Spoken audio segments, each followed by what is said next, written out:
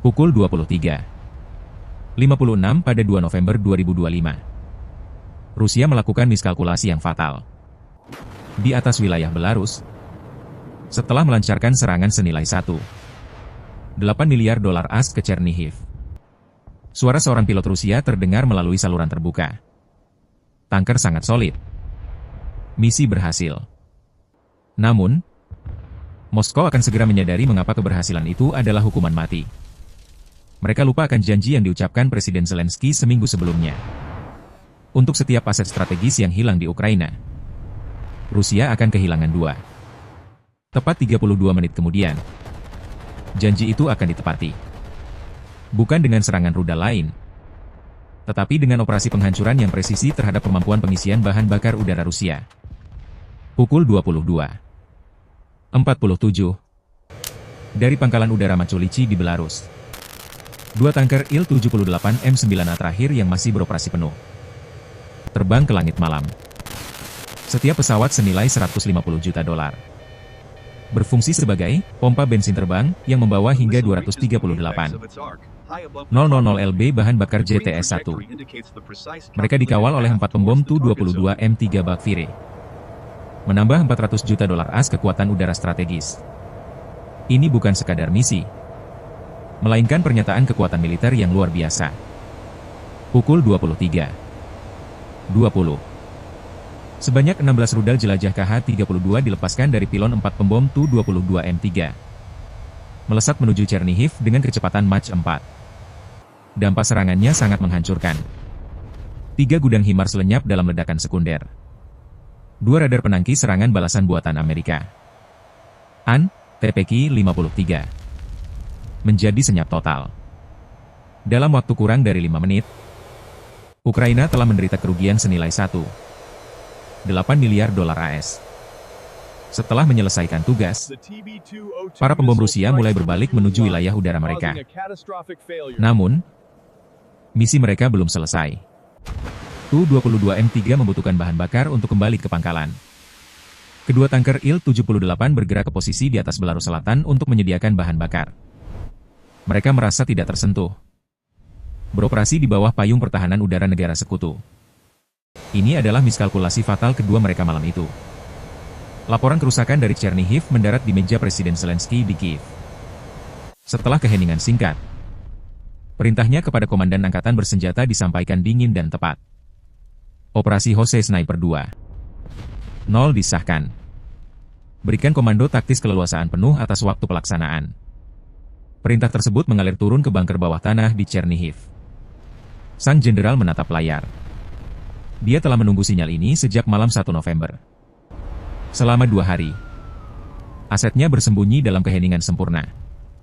Ini adalah serangan mendadak digital yang terencana. Di ketinggian 16,000 kaki di atas bumi. 6 drone intai Leica 100 telah mengamati selama berjam-jam dalam dinginnya ketinggian. Pukul 0.12, mereka melihatnya. Formasi udara Rusia memulai penurunan yang dapat diprediksi ke ketinggian 15,000 kaki untuk pengisian bahan bakar.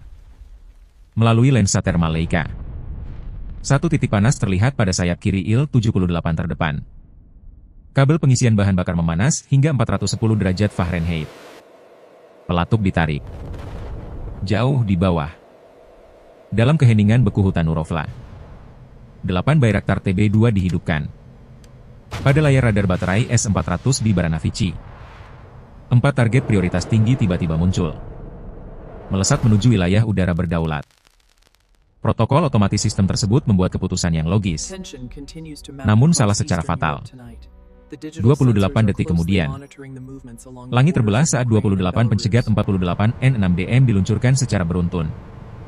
Setiap rudal ini harganya lebih mahal daripada seluruh skuadron umpan Ukraina. Rudal pencegat melacak dengan tepat. Dan satu persatu, keempat umpan kosong itu menguap dalam kilatan cahaya terang. Pengorbanan itu selesai. Pertahanan udara terbaik Rusia senilai 56 juta dolar AS baru saja ditukar dengan cangkang terbang senilai 40,000 dolar AS. Baterai S-400 kini terkuras signifikan. Operatornya menatap tabung peluncuran yang kosong. Bertanya-tanya di mana gelombang serangan kedua. Tetapi pengalihan ini melayani tujuan kedua. Unit pansir S1 setempat, yang juga melacak umpan, menembakkan meriam 30 mm-nya, memenuhi langit dengan peluru penjejak. Mereka mengosongkan magazin dalam hitungan detik. Ini menciptakan jendela pengisian ulang kritis selama 30 detik yang telah diperhitungkan oleh perencana Ukraina. Dengan dinetralisirnya ancaman berbasis darat, kini hanya tersisa jet tempur pengawal. Dan kemudian, langkah yang tak seorang pun duga. Solusinya sudah tiba dari stratosfer. Diluncurkan dari dekat Kharkiv pada pukul 0:25. Rudal balistik Ukraina mencapai koordinatnya tepat pada pukul 0:28. Rudal itu tidak meledak dengan kekuatan brutal. Sebaliknya, ia meledak pada ketinggian 17,000 kaki, tepat di atas Il-78 terdepan, melepaskan hulu ledak dui fungsi. Pertama, 200 fragmen tungsten menciptakan kekacauan pantulan radar. Namun senjata sebenarnya adalah denyut elektromagnetik, EMP, yang terlokalisasi. Bagi pilot tempur Rusia, dunia seketika menjadi putih. Elektronik sensitif dari radar AESA canggih mereka kelebihan beban sesaat. Layar mereka dibanjiri salju atau white noise. Mereka menjadi tuli dan buta selama tepat 12 detik. Dari kegelapan di bawah, terbang hanya 150 kaki di atas lantai hutan. 4 drone Bayraktar yang asli memulai pendakian terakhir mereka. Ini adalah eksekusi tersinkronisasi 4 bagian. Dilakukan oleh 4 pilot Ukraina. TB-201 menyerang dari utara. Lasernya menargetkan titik tak terlihat pada mesin nomor 2 Il-78 terdepan. Selama 2 detik yang menegangkan. Sinar laser terus menahan target. Lalu rudal Mamel diluncurkan. Rudal itu menghantam mesin, merobek baling-baling kipas, dan mengubah rekayasa senilai $15 juta AS itu menjadi jangkar hambat yang tidak berguna. Tanker raksasa itu tersentak keras, langsung kehilangan kecepatan dan menjatuhkan diri. Kini ia menjadi target yang terluka dan mudah diprediksi.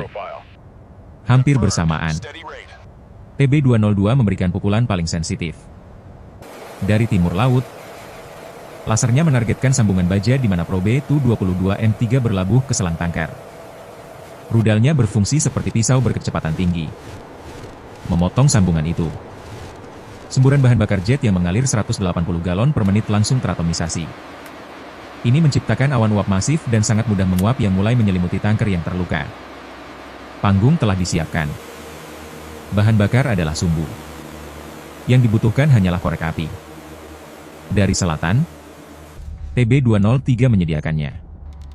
Lasernya menemukan tangki bahan bakar tambahan di sayap kiri Il-78, yang kini diselimuti awan bahan bakar yang berkilauan. Rudal Mamel kali ini berbeda. Hulu ledak eksplosif tingginya meledak saat benturan, menyulut uap bahan bakar menjadi bola api bersuhu 420 derajat. Namun, rencana Ukraina bahkan lebih kejam. Mereka telah memperhitungkan tanker kedua, sementara krunya menyaksikan dengan ngeri. TB-204 mendekat dari barat, menargetkan tangki tambahan sayap kanan mereka. Rudalnya sudah diluncurkan. Sebuah polis asuransi untuk memastikan kehancuran total. 3 rudal pertama tiba dalam sepersekian detik yang mengerikan pada pukul 0:28. 30. Tepat 0:8 detik setelah probe Tu-22M3 melakukan kontak penuh. Hukum fisika mengambil alih. Hulu ledak termit meledak. Percikannya menemukan awan bahan bakar. Ini bukan kebakaran biasa. Itu adalah ledakan bahan bakar udara, fuel air explosion. Udara itu sendiri menjadi bom. 238,000 lb bahan bakar jet tersulut dalam ledakan FI masif. Il-78 terdepan musnah. Tulang punggung pesawat patah di rangka ke-42. Merobeknya menjadi 2. Puing yang terbakar jatuh dari langit pada sudut 47 derajat. Membawa Tu-22M3 yang terikat bersamanya seperti batu. Tidak ada jalan keluar bagi Il-78 kedua. Gelombang kejut dari udara yang sangat panas akibat ledakan pertama. Sebuah dinding api literal menyapu pesawat itu tepat pada saat rudal keempat menembus tangki sayapnya. Hasilnya adalah reaksi berantai yang dahsyat. Pada pukul 28. 42. Ledakan kedua yang lebih terang memutihkan pemandangan. Malam Belarusia seketika berubah menjadi siang yang mengerikan. Pilot-pilot tempur Rusia, dengan layar yang akhirnya pulih dari serangan EMP, hanya melihat api yang membara di lokasi bekas tanker mereka. Untuk sesaat, hanya ada keheningan yang tercengang. Kemudian kemarahan murni mengambil alih. MiG-31 nomor 217 menembakkan rudal jarak jauh R-37M pada pukul 0:28:38. Radarnya, yang masih memulihkan diri, tidak dapat mengunci target dengan pasti. Rudal itu meleset jauh, melangkahi target hantu sejauh 18 mil. Su-35 nomor 04 menembakkan rudal 9M96E2 7 detik kemudian. Dalam kekacauan, pencari rudalnya mengunci puing-puing terbesar yang jatuh, yaitu sayap yang terbakar dari Il-78 pertama, dan menghancurkannya tanpa guna. Tetapi pilot ketiga, menerbangkan Su-35 nomor 07, bertindak lebih tenang. Dia mengabaikan pantulan radar besar dari puing-puing yang jatuh. Dia tahu pelakunya pastilah kecil, terbang rendah, dan melarikan diri. Pencitra termalnya memindai garis pohon yang gelap di bawah, mencari kilatan panas, hantu di antara bumi yang dingin. Dia menemukannya, TB-204. Drone yang melumpuhkan tanker kedua adalah yang terakhir melepaskan diri. Vektor pelariannya sepersekian detik lebih lambat. Itu sudah cukup. Pilot Rusia melihat jejak panas yang cepat itu menuki ke hutan. Dia membalik flankernya dengan keras, mengejarnya. Alih-alih menyia-nyiakan rudal, dia menutup jarak hingga 800 meter dan melepaskan meriam GSH-31 miliknya. Aliran peluru 30 mm merobek udara dengan kecepatan 3 kali kecepatan suara. TB-204 meledak. Ia menguap menjadi awan serat karbon dan elektronik. Sebuah kilatan sekunder kecil di malam hari. Hanya catatan kaki bagi kobaran api utama. Pada saat pilot Rusia menarik diri, semuanya sudah berakhir. 3 dari 4 Bayraktar Ukraina telah menyatu kembali ke kanopi hutan. 1 tidak akan kembali. Harga yang kecil namun pahit untuk serangan strategis yang luar biasa. Kerusakan langsungnya sangatlah dahsyat. 2 tanker Il-78 M98 hancur. 2 pembom Tu-22M3 ikut terseret sebagai kerusakan tak terhindarkan. Total $560 juta AS perangkat keras penerbangan tercanggih Rusia kini menjadi puing logam terbakar di ladang Belarusia. Namun, biaya sesungguhnya tidak diukur dalam dolar. Itu diukur dalam kelumpuhan strategis. Dengan hancurnya 2 pesawat ini, Rusia memiliki kurang dari 8 tanker Il-78 yang tersisa di seluruh kekuatan globalnya. Armada penerbangan jarak jauh, kebanggaan Kremlin, lumpuh secara efektif. Mereka kehilangan kemampuan menyerang target lebih dari 400 mil di kedalaman Ukraina. Ini bukan kemunduran sementara, melainkan pengebirian strategis selama 6 bulan. Dalam kepanikan, tanker Rusia yang tersisa segera dievakuasi ke AMS, jauh di Siberia. Namun, mimpi buruk Kremlin baru saja dimulai. Operasi Hose Sniper hanyalah pembuka dari malam pembalasan di seluruh negeri. Saat tanker terbakar di Belarus, wilayah Rusia lainnya sedang dibongkar secara sistematis. Ratusan mil di timur, 40 drone jarak jauh menabrak kilang minyak Ryazan, salah satu yang terbesar di Rusia.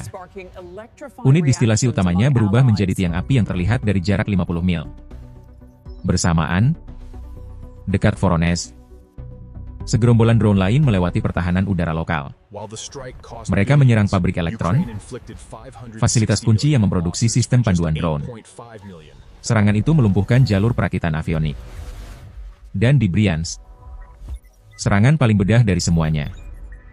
1 drone peledak tidak menargetkan bangunan, tetapi gardu listrik yang menggerakkan jalur kereta api utama ke garis depan. Drone itu tidak menghancurkan rel, melainkan memutus listrik. Ini melumpuhkan semua transportasi militer selama berhari-hari. Ini bukanlah serangkaian serangan terisolasi. Ini adalah serangan terkoordinasi multifrontal terhadap sistem saraf mesin perang Rusia. Dilaksanakan dengan presisi yang menakutkan. Pada pukul 04:11 pagi, Presiden Lukashenko yang marah menelepon Putin. Pertanyaannya sederhana dan penuh kemarahan. Anda mengatakan wilayah udara saya aman? Berita tentang serangan yang berhasil ini menggemparkan sekutu Ukraina. Amerika Serikat dan Polandia bersama-sama mengumumkan paket bantuan baru senilai 5 miliar dolar AS. Ini mempercepat pengiriman rudal Atacms dan 300 drone Switchblade 600. Mari kita lihat neraca akhir. Operasi ini diluncurkan sebagai tanggapan atas serangan 8 miliar dolar AS terhadap Ukraina. Total biaya aset yang dikeluarkan untuk membalas, termasuk rudal balistik, amunisi pintar, dan drone yang hilang, adalah sekitar 8,5 juta dolar AS. Dengan harga itu, Ukraina menimbulkan kerugian material langsung sebesar 560 juta dolar AS pada Rusia. Itu adalah laba atas investasi lebih dari 65:1. Bahkan hedge fund terbaik di Wall Street pun tidak dapat memberikan keuntungan seperti itu. Pertempuran ini membuktikan hukum baru peperangan modern. Pemenangnya bukanlah pihak dengan jet termahal, tetapi pihak yang dapat mengubah celah kerentanan 0,8 detik menjadi kelumpuhan strategis selama 6 bulan. Dengan hanya 4 sinar laser dan 4 bom kecil. Hukum perang baru ini bukan hanya pelajaran teoretis, melainkan memicu perebutan geopolitik yang panik dan segera. Dalam keadaan terhina dan terpojok secara strategis, Putin melakukan langkah yang menunjukkan keputusasaan. Pada 6 November, hanya 3 hari setelah tanker utamanya dihancurkan, Kremlin mengumumkan menerima kontingen sukarelawan dari Korea Utara. Mari kita perjelas artinya. 10.000 tentara Korea Utara akan digunakan sebagai umpan meriam di garis depan, serta 5.000 insinyur tempur untuk membangun kembali infrastruktur yang secara sistematis dihancurkan oleh drone Ukraina. Ini adalah pengakuan global atas kerugian tenaga kerja yang sangat besar. Putin kini mengimpor tentara dari negara paling terisolasi di dunia hanya untuk mempertahankan garisnya. Langkah ini juga menyulut sumbu baru di Asia, menempatkan Korea Selatan dan Jepang dalam siaga tinggi. Melihat dualitas ini, kecerdasan Ukraina melawan kekuatan brutal Rusia, AS, dan Polandia tidak ragu-ragu. Mereka mengumumkan paket bantuan gabungan senilai 5 miliar dolar AS. Paket ini disesuaikan dengan realitas baru. 300 Switchblade 600 untuk menghambat kemajuan Rusia di darat, serta rudal Atacms jarak jauh, yang diperlukan untuk mereplikasi serangan strategis seperti operasi Hose Sniper dalam skala yang lebih besar. Perdana Menteri Swedia, Ulf Kristersson, pada 6 November menyerukan isolasi permanen Rusia oleh Uni Eropa dan NATO. Pesannya jelas. Ini bukan lagi tentang negosiasi untuk mengakhiri perang. Ini tentang membangun tembok permanen secara militer, ekonomi, dan politik di sekitar negara yang membangkang. Garis-garis konfrontasi generasi sedang ditarik. Peristiwa awal November ini menarik garis yang jelas. Di satu sisi, Kremlin menggunakan serangan gelombang manusia dan bersekutu dengan kerajaan pertapa. Di sisi lain, Ukraina membuktikan bahwa masa depan peperangan adalah milik mereka yang dapat berinovasi, beradaptasi, dan mengubah kekuatan terbesar musuh menjadi kelemahan paling dahsyat. Babak berikutnya belum tertulis, dan senjata baru ini akan memainkan peran penting. Ini membawa kita pada pertanyaan strategis hari ini. Jika Anda adalah komandan Ukraina yang menerima bantuan baru ini, apa prioritasnya? Apakah Anda menggunakan Atacms untuk meluncurkan lebih banyak serangan gaya Hose Sniper jauh di dalam Rusia, melumpuhkan logistik mereka dari jarak jauh? Atau, apakah Anda mengerahkan Switchblade dan amunisi presisi untuk terlebih dahulu menghentikan kemajuan Rusia di Pokrov? Sampaikan pilihan strategis dan alasan Anda di kolom komentar di bawah.